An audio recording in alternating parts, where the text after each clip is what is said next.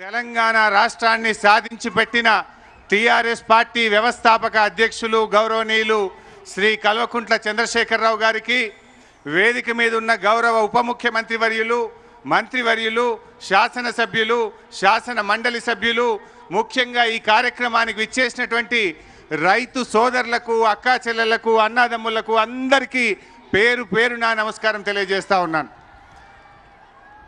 తెలంగాణ వస్తే ఏమొస్తుంది అని కొంతమంది అన్నారు అప్పట్లో.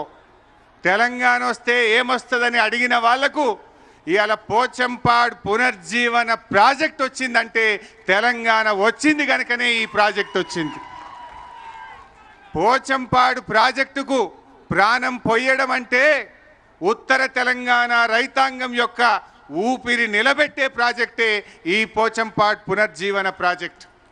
ఇవాళ ఈ ప్రాజెక్ట్ వచ్చిందంటే ఈరోజు కేసీఆర్ గారు ఒక ముఖ్యమంత్రిగా కాకుండా ఒక రైతు బిడ్డగా, ఒక ఉద్యమకారుడిగా, ఇవాళ ఒక ఇంజనీరుగా వారు ఆలోచించిండ్రు కనుకనే ఈ యొక్క అద్భుతమైనటువంటి ఈ ప్రాజెక్టు పోచంపాడు పునర్జీవన ప్రాజెక్టును వారు రూపొందించడం జరిగింది. ఈ ప్రాజెక్టు కర్త, క్రియ, కర్మ, రూపకర్త ఇవాళ మన ముఖ్యమంత్రి కేసీఆర్ గారు. దీని గొప్పతనం ఏంటంటే ఒక్క ఊరు మునగకుండా, ఒక్క ఇల్లు మునగకుండా అతి తక్కువ ముంపుతో, అతి తక్కువ ఖర్చుతో, అతి తక్కువ సమయములో అతి ఎక్కువ. అది పోచంపాడు సభలో హరీష్ రావు మాట్లాడుతున్నారు. ఇప్పటివరకు లైవ్ చూసాం.